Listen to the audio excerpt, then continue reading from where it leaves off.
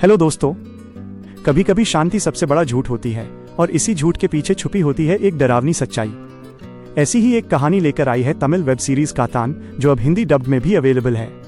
इस कहानी की शुरुआत होती है एक शांत सुकून भरे गांव से, जहां इतना सन्नाटा है कि पुलिस स्टेशन तक बंद होने की कगार पर पहुंच जाता है, क्योंकि वहां कोई केस ही नहीं आता। सब कुछ जैसे ठहर सा गया हो, लेकिन फिर अचानक एक ऐसी घटना होती है जो उस सन्नाटे को चीर देती है। एक कटा हुआ सिर मिलता है, और वो सिर किसी आम इंसान का नहीं बल्कि विजय सेतुपति के किरदार मधु का होता है। अब सवाल ये नहीं कि मौत कैसे हुई, सवाल ये है कि बाकी शरीर कहाँ है, और उससे भी बड़ा सवाल, क्या सच में ये सिर्फ एक मर्डर है? जैसे जैसे पुलिस जांच आगे बढ़ती है, गांव वालों की बातें इस कहानी को और भी रहस्यमयी बना देती हैं। कोई उसे राक्षस कहता है तो कोई उसे रक्षक, कोई कहता है वो जानवरों का शिकारी था, तो कोई मानता है कि वो जंगल का संतुलन बनाए रखता था। यहीं से शुरू होती है एक ऐसी जर्नी जहां सच और झूठ के बीच की रेखा धुंधली होने लगती है।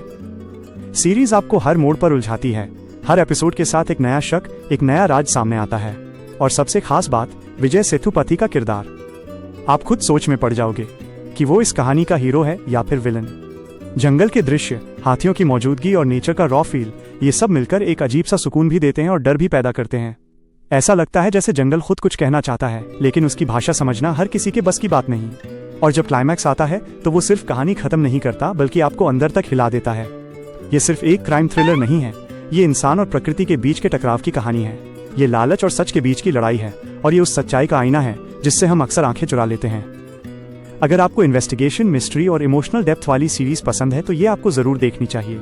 ये सीरीज जियो हॉटस्टार पर हिंदी समेत कई लैंग्वेजेस में अवेलेबल है। मेरे लिए ये सिर्फ एक सीरीज नहीं, बल्कि एक अनुभव थी जो खत्म होने के बाद भी दिमाग में चलती रहती है। फिलहाल मेरी तरफ से इस मूवी को 3.5 आउट ऑफ 5 स्टार। धन्यवाद।